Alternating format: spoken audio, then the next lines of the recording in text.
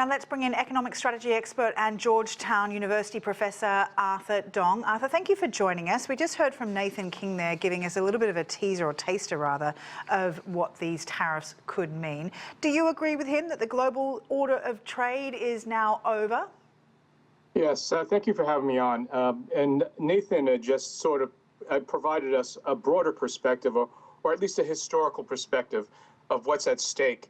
We have carefully constructed, meaning the United States has carefully constructed in the post-World War II era, a whole set of rules, starting with the General Agreement on Tariffs and Trade, and then the WTO, harmonizing trade rules and regulations for the rest of the world. And as a result of that, not only has the United States benefited immensely, but the rest of the world has as well. And now all of that is, at peril and certainly going to be dismembered piece by piece. Of course, the White House has argued that charging the same import taxes as other countries do would improve the fairness of trade. Is Trump right when he says the US faces unfair trade? I would suggest not. So let me give you an example. With regard to Canada, a very large portion of the American automotive industry is located in Ontario, Canada.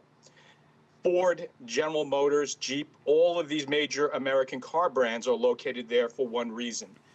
They're located there because Canada is going to take care of the healthcare benefits of those General Motors and Ford employees, thus saving General Motors and Ford a tremendous amount of money, because they are going to shoulder the healthcare benefits of thousands of employees, thereby making those cars in the United States much more affordable. So how this, there's an implication here that it's unfair. It seems to me that the United States is getting much more of the benefits rather than Canada. Now, the EU has said that they'll have a firm response to unjustified tariffs, as they say. What are some of the ways nations might respond, like Canada too? Can they create their own trade industry with the US on its side? And then what might Trump, how might Trump then arrange US trade within that? Oh, most certainly. Our European trading partners, as well as Canada and Mexico, as they assess these unilateral tariffs, are certainly going to respond in kind with a variety of tariffs of their own. And so for whatever American products are exported to both Europe as well as Canada and Mexico, they are now going to be subject also to reciprocal tariffs. And so thereby, there's going to be a cascade of tariffs going in either direction, thus lowering global trade, and indeed, hurting, in a sense, the American consumer.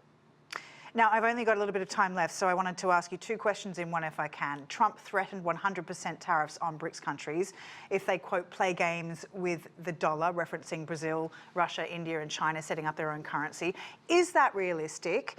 And also, some economists argue that a recession could be possible if this trade war escalates. What do you say to that? Yes, I mean, given past history and given that Trump has filled his cabinet, in a sense, with yes men, or at least cabinet officials who are unwilling to speak truthfully to him, it is possible that Trump can raise tariffs against the BRICS nations. And at the same time, all of these tariffs and other economic sanctions are, in a sense, going to provide. There's an old saying, you better be careful of what you wish for because you may get it. And so there will be consequences, macroeconomic consequences, GDP consequences, trade consequences, all of which will be inspired by this current, very aggressive movement on tariffs. All right. Professor Ayhan Dong, we'll leave it there. Really appreciate your time.